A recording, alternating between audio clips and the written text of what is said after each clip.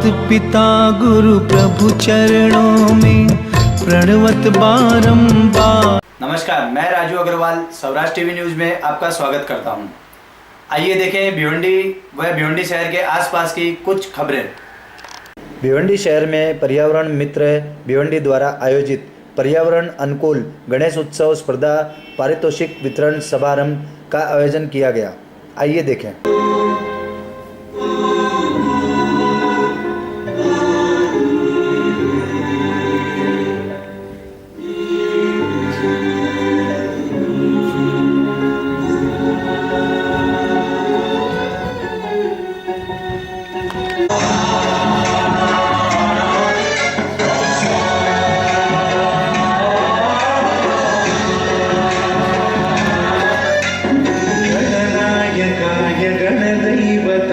गणाध्यक्षाय धीमहि गुणशरीराय गुणमण्डिताय गुणेशानाय धीमहि गुणातीताय गुणाधीशाय गुणप्रविष्टाय धीमहि एकदन्ताय वक्रतुण्डाय गौरीतनयाय धीमहि गजेशानाय भालचन्द्राय धीमहि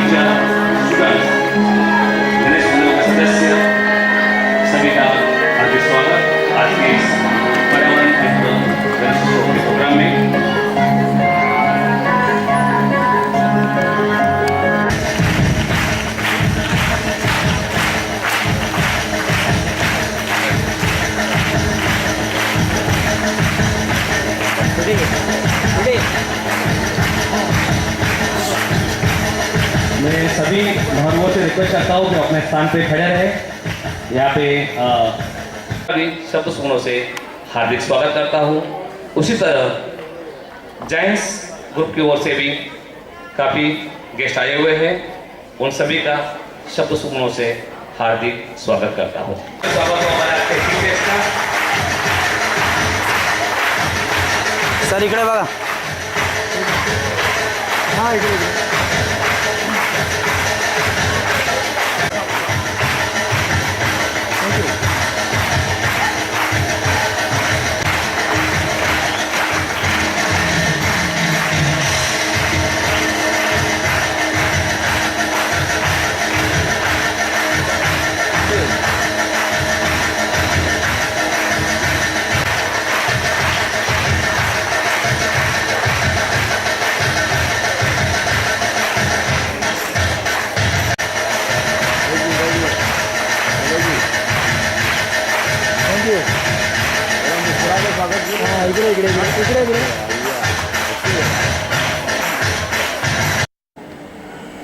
भिवंडी शहर के समीप बिलावली गांव में दलित महिला सरपंच पद पर चुने जाने से कुछ गांव गुंडे चिढ़ गए।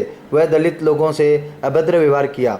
इसके बाद दलित गांववासी व एडवोकेट किरण चन्ने शीतल गायकवाड़ वाड़ा पुलिस स्टेशन गए तो वरिष्ठ पुलिस निरीक्षक संजय डुमाल ने भी अभद्र व्यवहार किया, जिसके कारण आरपीआई सेलुलर पार्टी ने वाड़ा पुलिस स्टेशन निषेध का मोर्चा श्यामदादा गायकवाड़ के नेतृत्व में निकाला। देखें।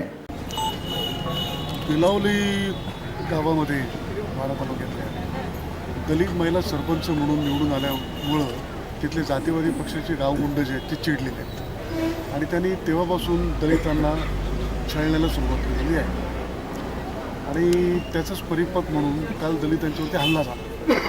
त्यामुळे गावातले सगळेच दलित आणि भयभीत झालेले सगळे दलित गावकरी आपल्या मुलाबाळांविषयी आणि महिलासुद्धा मोठ्या संख्येनं न्याय मागण्यासाठी वाडा पोलीस स्टेशनला आले गेलं तर वाडा पोलीस स्टेशननं अत्यंत पक्षपाती असं वर्तन केलेलं आहे। विशेषतः वाडा पोलीस स्टेशनचे जे पोलीस निरीक्षक आहेत धुमाळ, त्यांनी या सगळ्या दलितांकडे अजिबात लक्ष दिलं नाही, त्यांची दखलही साधी घेतली नाही, त्यांची तक्रारसुद्धा ऐकून घेतली नाही आणि उलट तक्रार करायला गेलेल्या एका तरुणाला, दलित तरुणाला त्यांनी स्थानबद्ध केलं.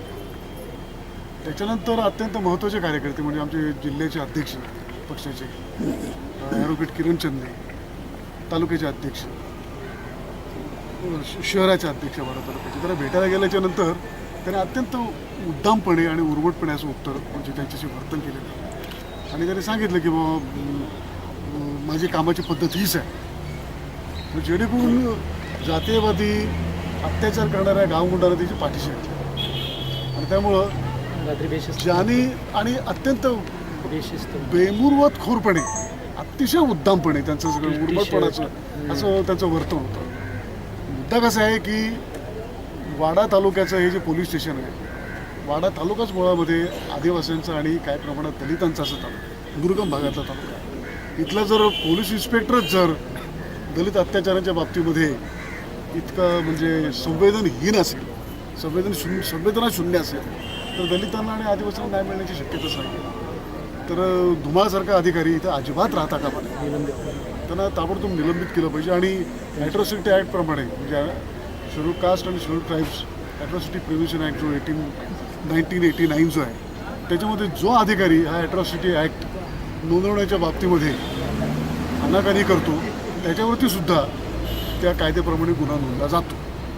त्या धुमाळांच्यावरती तसं गुन्हा तो नोंदला गेला पाहिजे, तर ताबडतोब निलंबित केलं पाहिजे. आणि जे गावगुंड जे आहे ज्याने अत्याचार केलेला आहे त्यांच्यावरती त्वरित गुन्हा नोंदला गेला पाहिजे, त्यांना अटक झाली पाहिजे.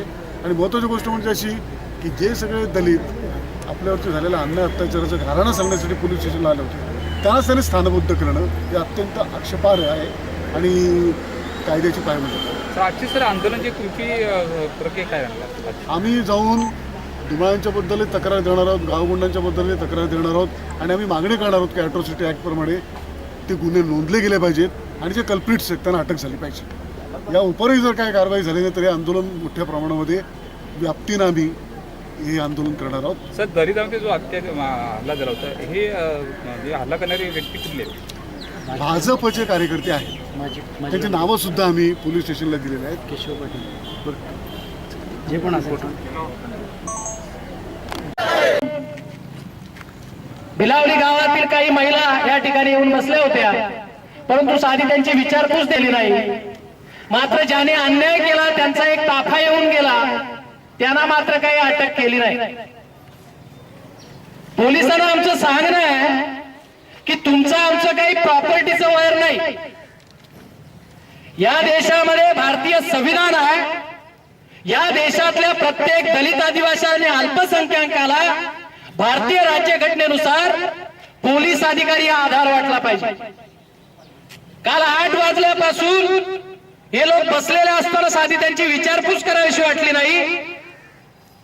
ज्याने अन्याय केला, जे लोक आले त्यांच्या समोर समोर बसून त्याची शहानिशा करावी वाटली नाही. म्हणून माझा वाडा पोलीस स्टेशनच्या धुमाळ साहेबांना सवाल आहे की आपण पोलीस स्टेशन नक्की कोणासाठी चालवता हे जरा एकदा तपासा.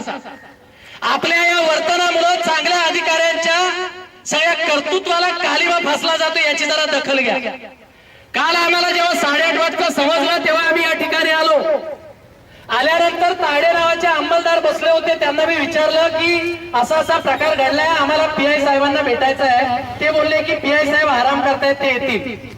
11:30 वाजता ज्या पद्धतीने एखाद्या पिक्चरचा हिरो यावा त्या पद्धतीने धुमाळ साहेब टी शर्ट आणि ट्रॅक घालून आले, हातामध्ये एक दांडका होता आणि ते आल्यानंतर अशा पद्धतीने बिहेवियर करत होते की जसे एखाद्या पिक्चर मध्ये एखादी न्याय व्यवस्था त्यांनी त्यांच्याच ताब्यात घेतलेली आहे. अरे कोणाचं काय घडलंय बिलावलेवाल्यांना बोलवा, अरे आम्हाला पोलीस स्टेशन मध्ये बोलवा.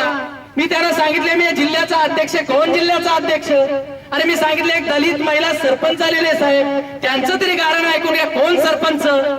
आम्ही असाच न्याय करत असतो. जवळजवळ अर्धा पाऊण तास पाऊस पडत असताना या वराण्यामध्ये आम्हाला अटकवण्यात आलं आणि मग एक आमगावचं काहीतरी आदिवासींचं प्रकरण घडलं होतं. त्यांना आमच्या समोर बोलवले, आता तुम्ही सगळे मागे जा, या रे सगळे लाईनीत उभे राहा. जशी सर्कस चालते तसा पोलीस स्टेशनचा उपयोग धुमाळ साहेबांनी चालवलेला, म्हणून त्याचा निषेध करण्यासाठी आम्ही इथे आलेलो आहोत. आमच्या पोलिसांना सांगणे, जर आम्ही कायदा हातात घेत असू तर आमच्यावर जी कारवाई करता येईल ती करा, परंतु ज्यांच्यावर अन्याय होतो त्यांच्यासाठी जर आम्ही न्याय मागण्यासाठी आलो तर कमीत कमी तुम्ही आमच्याशी चर्चा तरी केली पाहिजे. तुम्ही जर एखाद्या हुकुमशाहीप्रमाणे जर वागत असाल तर आम्हाला तुम्हाला सांगावं लागेल की या देशामध्ये लोकशाही आहे, भारतीय संविधानाचं राज्य आहे. आणि मग त्या आदिवासी बांधवांना बोलवले, तुने मारले का रे, तुने मारले का रे, 2-2 फटके दिले, जेलमध्ये टाका. मी म्हंटल साहेब मी जिल्ह्याचा कोण जिल्ह्याचा अध्यक्ष, मला काय बोलायचं नाही. मी साहेबांना सांगितलं, साहेब असं रस्त्यावर काय न्याय बियाचं बोललं जात नाही, तुम्ही जरा तुमच्या कॅबिन मध्ये चला. कसले कॅबिन बिबिन मध्ये नाही, आमचा न्याय असाच चालतो. माझी DYSP साहेबांना सांगणं आहे, साहेब आमच्यावर तुम्ही काय किंवा कारवाई केल्या, आम्ही कधी तुम्हाला बोलायला आलोय, कायद्याने लढणारी माणसं आहोत आम्ही. आम्हाला आमच्या पेनावर विश्वास आहे, आम्हाला भारतीय संविधानावर कायदा सुव्यवस्थेवर विश्वास आहे. पण धुमाळ साहेबांसारखा जर एखादा अधिकारी असं उर्मटपणानं जर वागत असेल, कार्यकर्त्यांचा आणि न्याय मागायला आलेल्या दलित आदिवासींना जर अशा पद्धतीने तासन तास बसून जर त्यांचं रॉंगफुल कन्फाइनमेंट करत असेल, अटकाव करत असेल, तर हा कायदेशीर गुन्हा आहे. एखाद्याची अॅट्रॉसिटी न घेणं हा देखील कायद्यानं गुन्हा आहे. म्हणून आमचं भांडण जे आहे ते आमचं भांडण न्यायाचं भांडण, आमचं काही पोलिसांचं भांडण नाही. म्हणून आमची आपल्याला विनंती आहे की एखादा अधिकारी पिक्चरच्या शिंगम सारखा जर वागत असेल आणि मर्मच पद्धतीनं आदिवासींना आणि जर दलितांना पिटाळून लावत असेल आणि जातीवाद्यांची जर पाठराखण करत असेल तर Republican party of India secular पक्ष कधी सहन करणार नाही. जे काही करायचं ते. माझा जाहीर सवाल आहे, काल आलेला तो बीजेपीचा ज्याने अन्याय अत्याचार केला त्याच्याकडनं काही दखलपात्र स्वरूपाचं केलं नाही.